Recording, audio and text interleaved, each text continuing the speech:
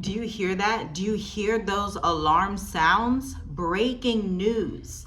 The United States of America by President Donald Trump has just launched an attack on Iranian nuclear sites. They were coming for the real deal heavy arms. They were like, we're going to bypass everything else.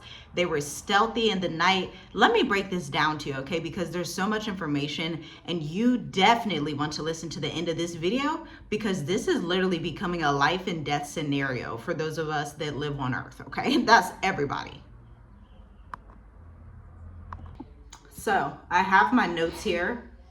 Listen, the U.S. has launched these strikes on 3 core places in Iran: Fordow, Natanz, and Isfahan. These are all nuclear power sites, okay? In this video, we're going to cover the details of the U.S. airstrike on the Iranian military's infrastructure, Trump's official statement because it's just interesting, Iran's potential response. We need to look at these potential response scenarios so that you and I know what to do. And look, let's just get right into it, okay? Because just after 2:30 a.m. last night, this is breaking news. Again, hit the like button. 2:30 a.m. Iranian time, B-2 stealth bombers and submarine-launched Tomahawk cruise missiles struck 3 heavily fortified nuclear sites in Iran. Okay, President Trump confirmed the strike via social media, calling it a very quote-unquote successful attack. Okay, so he's happy about this. He's like, I did it. We did it. No other military in the world could have pulled this off. This is Trump's narrative that he is spinning. He says a full payload of bombs was dropped on Fordow, one of the most secretive underground nuclear missile sites on Earth. All U.S. planes reportedly left the Iranian airspace without any injury, without any casualties. It very much mimics like the Osama bin Laden thing that happened in Pakistan. I watched that documentary on Netflix. Y'all should check that out. And I'm gonna just do a light plug right here. Y'all may want to start paying attention to these boring war history, wartime documentaries on Netflix because they're giving you some insight on what to expect. Now, I'm going to tell you right now, and you're not going to necessarily like it. Shoot, I don't necessarily like it, but it's the reality. The next 5 to 10 years on Earth are going to be the worst that humanity has ever seen in its existence. I'm just going to put it to you clearly.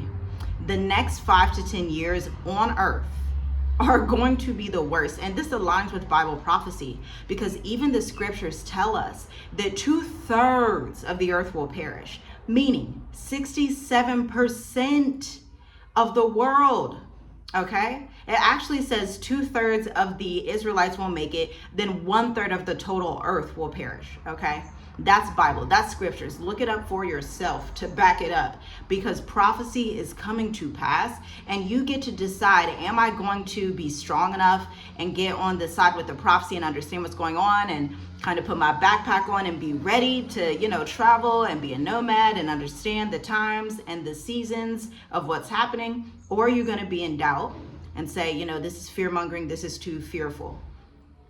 Because at the end of the day, try and tell that to the Iranians that it's fear-mongering. Try and tell that to the Israelis over there that are getting striked that this is fear-mongering. This is reality, and you get to choose. That's the beautiful thing about free will. You get to choose if you are going to be in reality or if you're just going to be entertaining yourself with Netflix shows that do not bring you any return on investment. Because clearly, if you start looking at history, World Wars I and II, if you start looking at these documentaries, that is a return on investment for your time. It is time for you to use your time wisely, okay? Now, these missiles, these nuclear whatever indicators were buried deep underground, which is why the U.S. used bunker buster bombs, the kinds you don't drop unless you want to end something permanently. Okay, this strike wasn't random. It's a clear message. We will not let Iran reach nuclear capability. Now, this is where it gets serious. Okay, let's start talking about the global implications. This is where things really heat up and it's getting pretty bad. Now, these global implications are no joke, as you can already imagine, but let's sit together and imagine this, okay? Let's sit and think about what could possibly happen in the next few months and years, even the next few weeks. But before we get into this segment, I want to welcome you potentially to the State of the Diaspora 8th edition that is taking place July 13th. With all of these videos that we have been putting out, let me tell you, we got about 4 slots left. We are only working with 8 to 10 expats, travelers, entrepreneurs, investors that are looking to move to Africa. They want to invest in Africa. They want to get out of the West and not return because of the things that are happening right now. And let me tell you, the tickets have been flying off the virtual shelf because it's a 90-minute intensive. When you work with my husband and I, who have been abroad for 5 years now between multiple countries, had children abroad, we are a family of 7. We know our stuff. We invest. We do basically everything. And we are so honored and privileged to be able to give you the same information. In fact, we actually designed a curriculum specifically for you. Now, the curriculum is worth over $500, but the ticket to this event is only $100. And I do not know if and when we will ever do this again, because listen, it's getting busy over here, as you can tell. The YouTube channel is increasing, our businesses are increasing, we are getting things situated on the ground here, getting our network situated. And so if you want to leave the West, it doesn't matter if you're in Canada, I don't care if you're in Jamaica, I don't care if you're in the UK and Germany. You could be anywhere that you want to be in the West, but if you want to come back to Mother Africa with a network of investors and expats who sit together on July 13th at 2 p.m. Eastern, and talk about their next plans and their next steps for the next 5 to 10 years out to secure long-term residency, to bypass African corruption and bureaucracy, you want to be in that room. But again, there's 4 slots available, so if I were you, I would probably pause the video, hurry up and enroll at the link in the description, and I will see you in a couple of weeks. We'll see you then. Shalom, shalom.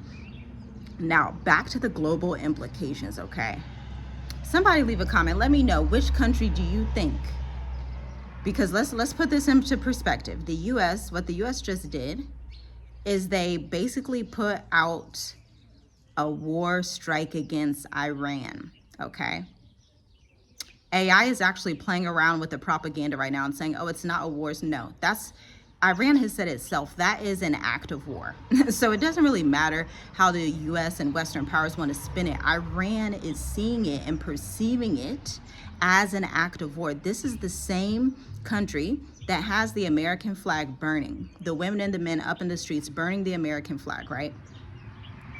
And Trump, you know, he's like, well, I got to get rid of these nukes quick.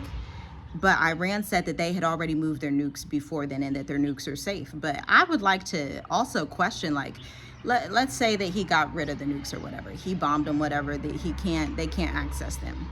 Do we for 1 second believe that Russia and China will not let them borrow them? Or even worse, just send their troops to American soil? Do we for one moment believe that that is not what will actually happen? Like, does anybody believe that?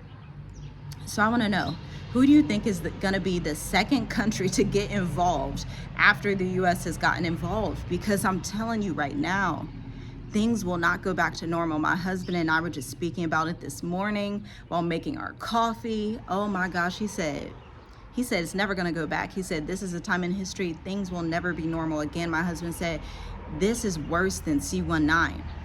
And it is, y'all. It is. This is the time to be strategic, to get in community, right? And community is not always the exact people next door. Community is also, hey, I know these people in Botswana. I know these people in Ghana. I know these people in Seychelles. I know some people in Egypt. I know some people in South Africa. That's an international network. That's real community. When we're talking about trade, resources, economics, there is no community without economics, right? And so that's just a little perspective. But guys, Russia has already called, if y'all did not know, breaking news, Russia has already called for an emergency United Nations meeting.